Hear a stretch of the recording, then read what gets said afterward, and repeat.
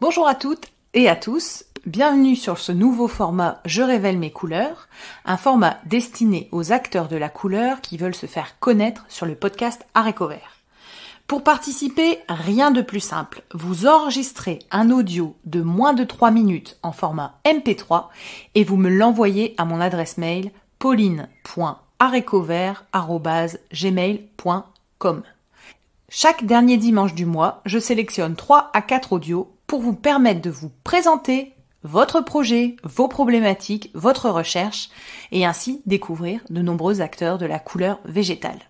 Belle écoute à tous et j'attends vos audios. Bonjour Pauline et bonjour à toute la communauté Haricots Verts.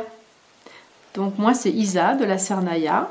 La Cernaya en fait c'est le nom de ma maison qui se situe dans le Lauragais à environ 15 km au sud de Toulouse et dans laquelle j'ai installé mon atelier de teinture et d'impression végétale.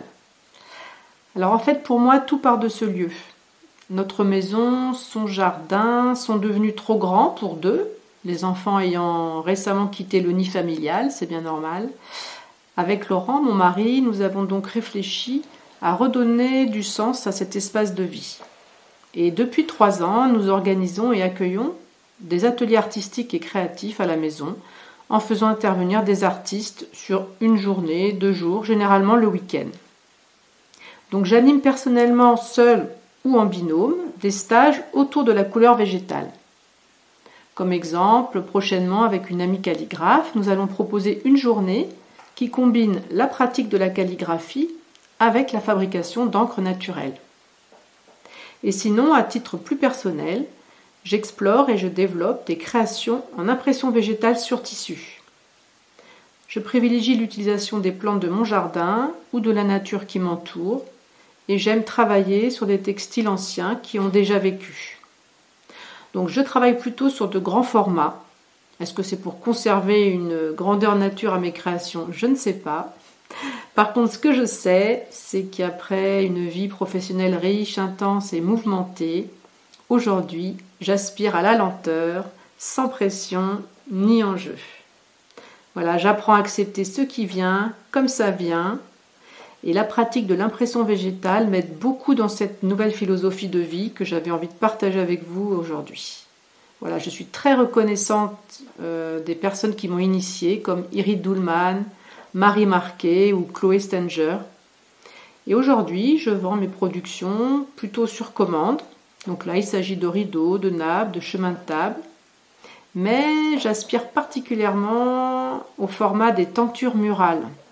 Donc j'ai mis quelques exemples sur mon site internet, lacernaya.com, pour ceux qui veulent aller voir. Ça s'écrit LACERNAI2LA.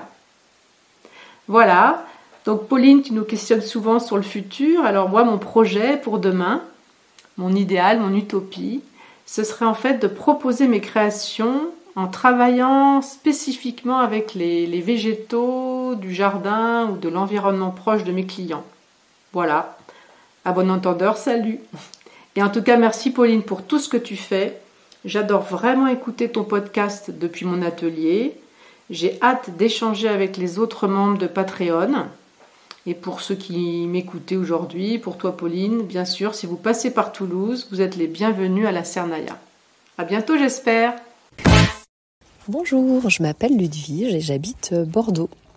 Vous pouvez me retrouver via les réseaux sociaux à Les Pinceaux Ludwige ou sur mon blog lespinceaux.fr où je vous partage mes 4 grandes passions qui sont la peinture, les pigments, la permaculture et la pédagogie par la nature.